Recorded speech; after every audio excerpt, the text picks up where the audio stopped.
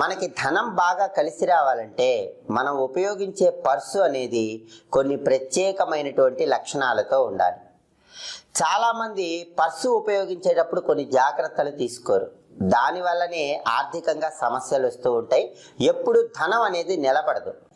ఎప్పుడైనా సరే నలుపు రంగులో కానీ నీలం రంగులో కానీ ఉన్న పర్సులు ఉపయోగించినట్లయితే ధనం అనేది తొందరగా ఖర్చు అయిపోతుంది. కొత్తగా మీరు పర్సు ఎప్పుడు కొనుక్కున్నా శుక్రవారం పూట కొనుక్కోవాలి.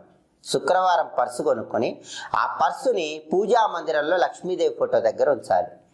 ఇంకా మీకు వీలైతే లక్ష్మీ స్వరూపమైనటువంటి గోమతి చక్రం ఉంటుంది, పూజా సామాగ్రి షాపులో లభిస్తుంది.